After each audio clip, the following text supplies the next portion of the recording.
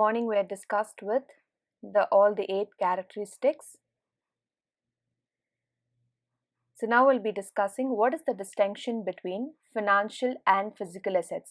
When we looked at the meaning, you remember, we read that financial assets are non-physical assets. You remember that statement? Right now here we're going to study what exactly is the difference between the financial assets and the physical assets. Financial assets are intangible, that is, which cannot be seen or felt and may not have physical presence except for the existence of a document that represents the ownership interest held in the asset. As we have discussed earlier, with characteristics or features, it is intangible in nature, it is marketable, and it does not have any physical existence. Example, shares, bond certificates, PF certificates, national savings certificates, all these will account to financial assets example. Let's look at physical assets. What are physical assets? These are tangible assets which can be seen, touched with very identifiable physical presence, such as land and building, plant and machinery. Now these physical assets we can see, touch and feel. Is that clear? So these are the physical assets different from financial assets. Financial assets only exist in the form of a document or an e-certificate, but physical assets is something that you can touch, right? Is something that you can do business with, etc., such as land and building. Hope you got the difference between the physical asset and well as the financial asset. So our core topic is classification of financial assets. So there are 3 types of financial assets that we'll be studying right now. First one is marketable asset. Second, non-marketable assets. Third is the other types of assets. First, marketable assets. Assets which can be easily transferred from one person to another without much hindrance. As we have discussed in the features in the last class, that the marketability or transferability is one of the major features or characteristic of a financial asset. I can easily purchase the asset and I can easily sell the asset without much formalities or without much paperwork, etc. And these changes of ownership when I purchase or sell is made at a click away, right? Because if you are aware of a demat account, right, demat account is initiated or is opened only when you as an investor are willing to trade in shares or in a stock exchange. Is that clear?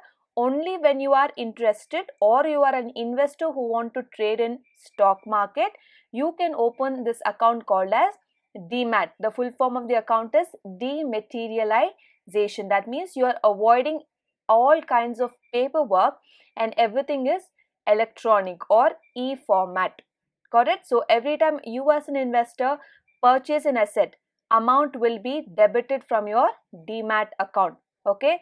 Every time you sell an asset, amount will be credited to your demat account. So demat account usually enables you to easy purchase or sale of assets, physical financial assets in terms of shares in the stock markets.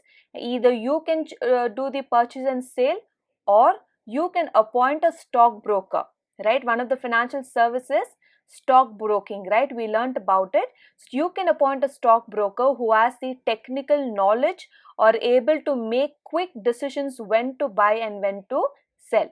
You only give him the money and pay him a commission or a fees, and he takes care of your investment so that it will earn good return on your investment. Is that clear? So your first kind of financial asset is marketable asset. Your second type is non-marketable, just the opposite. It is non-transferable. If it is in your name, it will be in your name full and final. You cannot transfer it to any other person unless and until the person who holds the account is dead, Is that clear? That is the only possibility, and then of changing the name.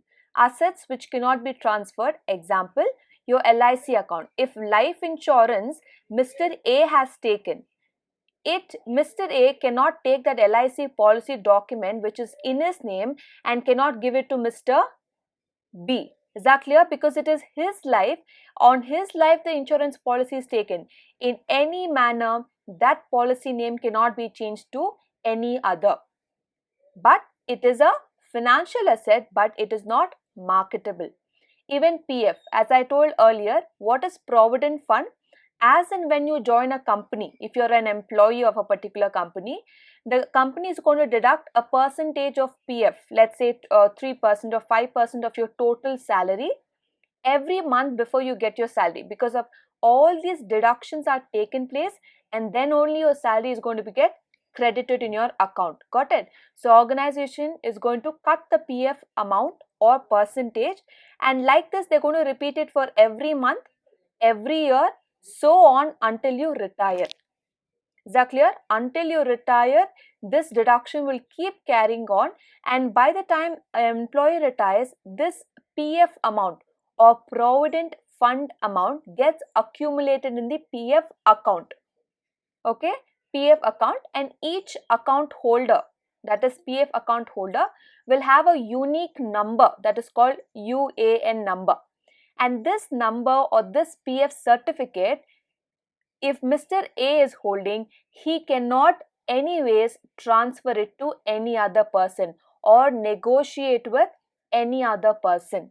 Is that clear? He may withdraw that money, PF money, only with his ID, his signature and his credentials. They can withdraw the money and then use that money for whatever purpose. But the money or the account is in the name of one particular person. So therefore, your second category is non-marketable assets which cannot be marketed, which cannot be transferred to anybody else. Is that clear? The last one is others. Here, the first point is, under others we have 4 subpoints: cash asset, credit creation, debit asset or debt asset, stock asset. What is cash asset?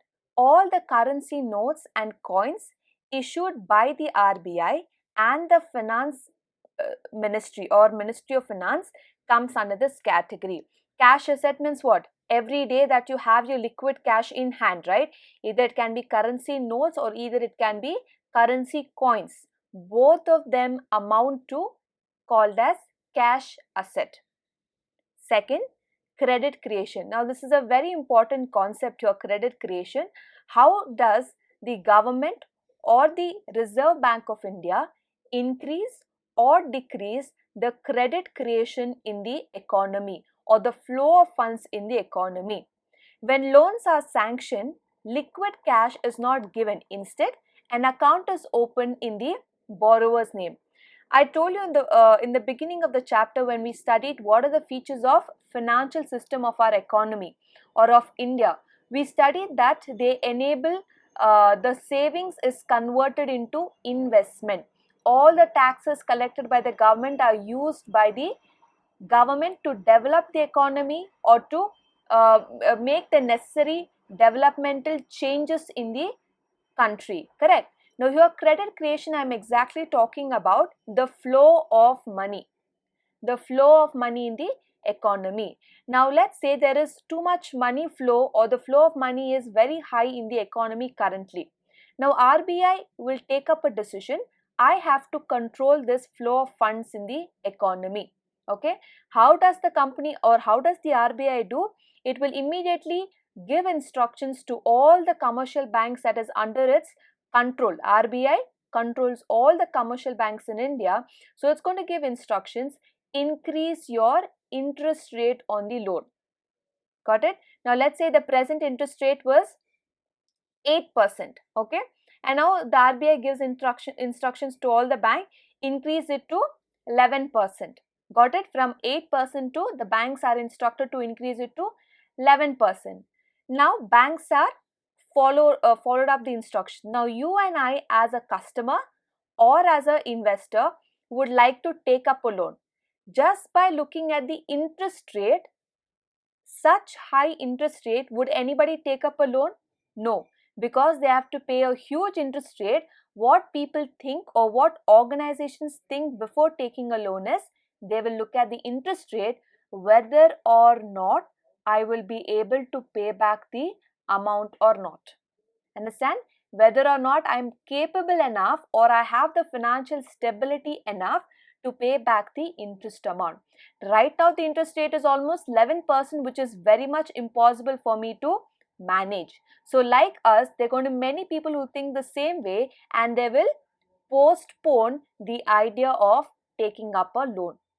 Understand? So, many people will drop down. I mean to say, they will refuse to take a loan looking at the high interest rate. Therefore, the flow of money will be reduced in such case or in this example. Understood? By increasing the interest rate, RBI can control the flow of money in the market or in the economy. What about the opposite way? What if the RBI wants to increase the flow of funds in the economy? Then what can the RBI take the instructions?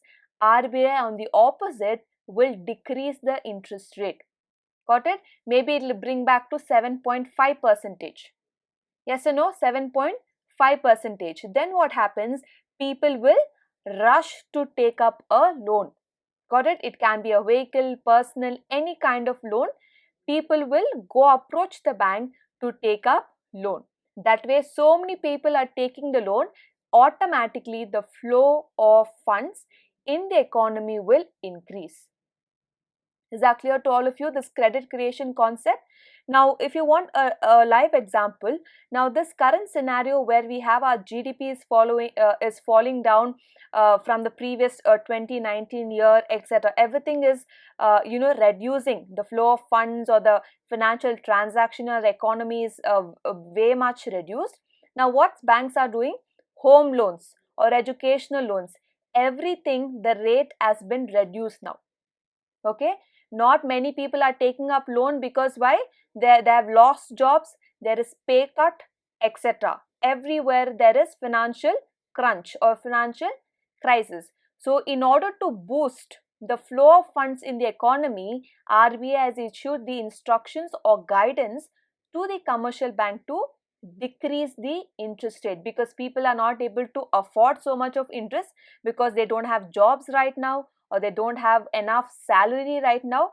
Therefore, the banks are, if you can just check out, if you can Google it out, various banks, before the lockdown period, what was the interest rate or what was the conditions for a loan.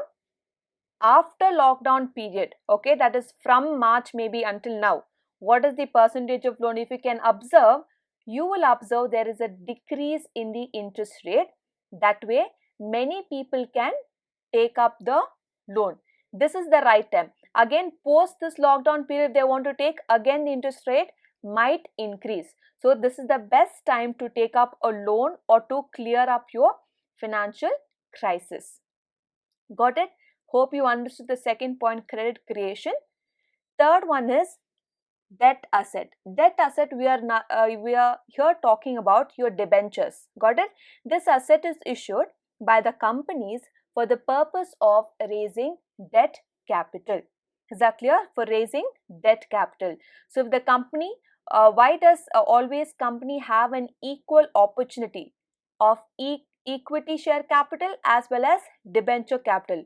One is your own capital and one is your owed capital, that's something that you have borrowed from the public. So, debenture, the best part is debenture holders do not come into the meetings of shareholders. Yes or no? I am sure you have studied in your second PUC, right?